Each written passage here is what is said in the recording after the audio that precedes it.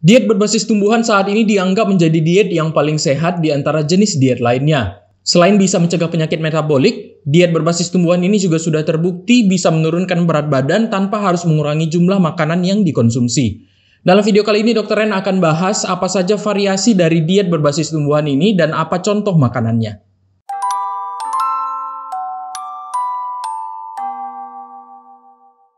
US News & World Report pada bulan September tahun 2022 ini mengeluarkan kajian mengenai berbagai diet di dunia dan merankingnya berdasarkan nilai yang diberikan oleh beberapa orang panelis yang merupakan ahli di bidang nutrisi dan kesehatan. Di antaranya ada dokter penyakit dalam, dokter jantung, dokter gizi, dan ahli gizi. Uniknya, diet-diet yang menempati posisi teratas, ranking 1-10, ternyata adalah diet yang berbasis tumbuhan, yang mengutamakan makanan dari sumber nabati, namun memiliki variasi dalam hal jenis makanannya dan frekuensinya.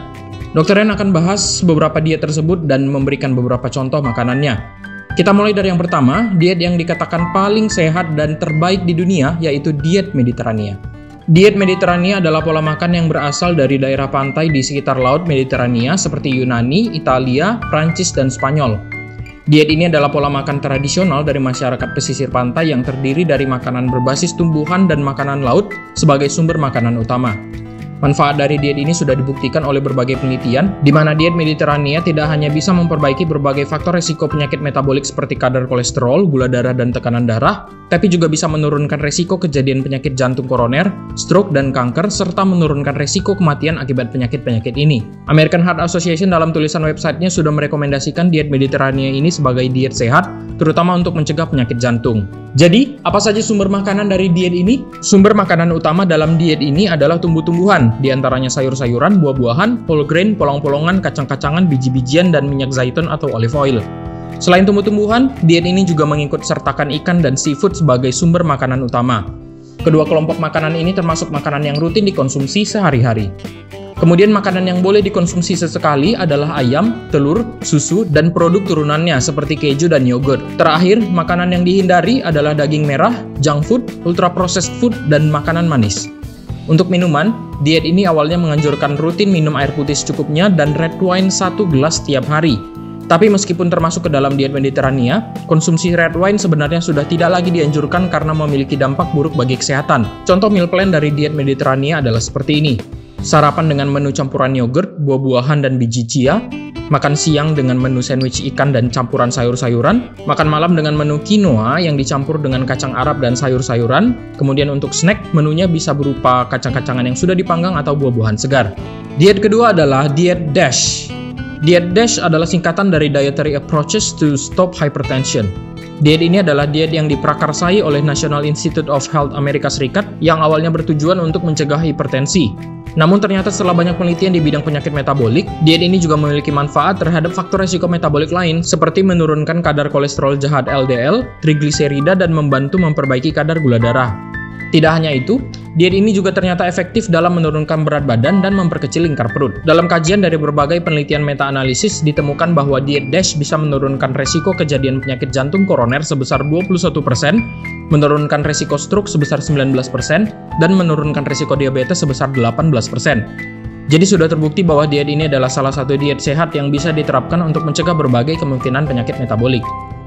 Lalu apa saja makanannya? Sama seperti diet Mediterania, diet DASH juga adalah diet berbasis tumbuhan yang mengutamakan konsumsi makanan dari sumber nabati yang sehat, di antaranya sayur-sayuran, buah-buahan, whole grain, dan lain sebagainya. Tabel ini adalah rekomendasi jenis makanan untuk diet DASH beserta anjuran porsinya yang diambil dari website National Heart, Lung, and Blood Institute Amerika Serikat. Perlu digarisbawahi bahwa porsi makanan yang direkomendasikan ini berdasarkan kebutuhan energi 2000 kalori per harinya. Dapat dilihat bahwa jenis makanan yang direkomendasikan adalah makanan berbasis tumbuhan berupa whole grain sebanyak 6-8 porsi per hari, sayur dan buah masing-masing sebanyak 4-5 porsi per hari, dan kacang serta biji-bijian sebanyak 4-5 porsi seminggu. Diet ini juga tetap menganjurkan konsumsi makanan dari sumber hewani seperti ikan, ayam, dan daging potongan lean sebanyak 6 porsi atau kurang, serta produk susu rendah lemak sebanyak 2-3 porsi per hari. Mungkin konsumsi makanan hewaninya kelihatan banyak untuk konsumsi per harinya, tapi kalau dilihat ukuran porsinya tidak demikian. Website ini juga memberikan panduan untuk porsi yang dimaksud dari masing-masing makanan. Kita lihat di sini satu porsi dari makanan hewani yaitu ikan, ayam atau daging potongan lean adalah 1 ounce. 1 ounce itu beda dengan 1 ounce ya. 1 ounce itu sekitar 28 gram. Jadi 6 porsi dari makanan hewani ini hanya berjumlah sekitar 168 gram. Tidak lupa, diet ini juga membatasi konsumsi garam sebanyak 2300 mg natrium atau lebih baik lagi maksimal 1500 mg natrium per harinya. Contoh meal plan-nya adalah seperti ini. Pagi sarapan dengan roti gandum utuh dan selai kacang, 1 buah jeruk segar dan 1 gelas susu low fat. Makan siang dengan campuran salad bayam, buah pir, jeruk mandarin, kacang almond dan biskuit cracker dari gandum utuh. Lalu makan malam dengan nasi dari beras coklat, 1 ekor ikan dan sayur-sayuran. Untuk cemilan atau snack bisa makan kacang-kacangan, buah-buahan segar atau yogurt. Selanjutnya kita bahas diet flexitarian. Flexitarian adalah gabungan dari 2 kata yaitu fleksibel dan vegetarian. Sama seperti 2 diet sebelumnya, diet ini adalah diet berbasis tumbuhan yang mengutamakan makanan dari sumber nabati namun bersifat fleksibel, tidak sepenuhnya membatasi konsumsi makanan hewani. Diet ini pertama kali diperkenalkan oleh ahli gizi dari Amerika Serikat, Don Jackson Blatner, sebagai diet vegetarian yang fleksibel dan tidak ketat, sehingga sering juga disebut dengan diet semi-vegetarian. Karena sumber makanan utama yang dikonsumsi adalah makanan nabati, diet ini tentunya memiliki manfaat kesehatan yang sama dengan diet berbasis tumbuhan lainnya, di antaranya menurunkan berat badan, menurunkan tekanan darah, menurunkan kadar gula darah dan resiko diabetes, mencegah penyakit jantung koroner dan mencegah kanker, khususnya kanker payudara dan kolorektal. Untuk jenis makanannya, yang utama tetap adalah makanan berbasis tumbuhan. Makanan hewani boleh sesekali dikonsumsi, tidak ada batasan yang pasti, namun beberapa literatur mengatakan sebaiknya maksimal 1 kali seminggu. Untuk memulai diet ini tidak harus langsung membatasi makanan hewani menjadi 1 kali seminggu, bisa dimulai dari mengurangi porsinya saja setiap hari, lalu konsumsi setiap 2 hari, hingga akhirnya 1 kali seminggu. Diet terakhir yang ingin Dr. Ren bahas adalah diet MIND. Diet MIND adalah gabungan dari 2 diet, yaitu diet Mediterania dan diet DASH, dengan fokus utama untuk mencegah penyakit neurodegeneratif seperti demensia dan Alzheimer.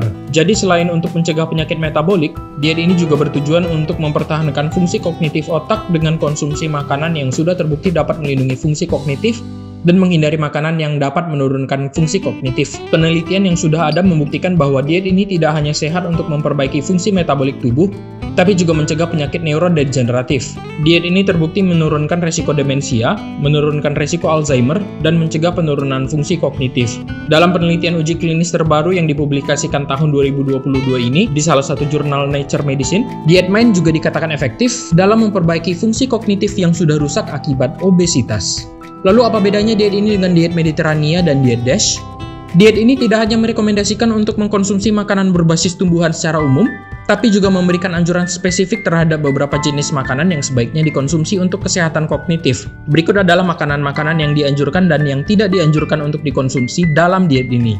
Dapat dilihat bahwa diet ini secara spesifik menyebutkan sayuran hijau, polong-polongan, dan buah beri sebagai makanan yang direkomendasikan. Diet ini juga tetap menyarankan konsumsi ayam dan ikan sebagai bagian dari dietnya. Namun berbeda dengan daging merah yang harus dibatasi konsumsinya bersama keju, makanan manis, makanan yang digoreng, mentega, dan margarin, karena termasuk makanan yang tidak sehat untuk fungsi kognitif otak. Jadi inilah beberapa variasi dari diet berbasis tumbuhan beserta contoh makanannya. Pada dasarnya, diet berbasis tumbuhan ini adalah diet yang mengutamakan makanan dari sumber nabati sebagai makanan yang dikonsumsi sehari-hari. Bedanya ada di makanan hewani yang masih boleh dikonsumsi. Dr. Ren akan kembali dengan pembahasan lain mengenai diet berbasis tumbuhan di video selanjutnya.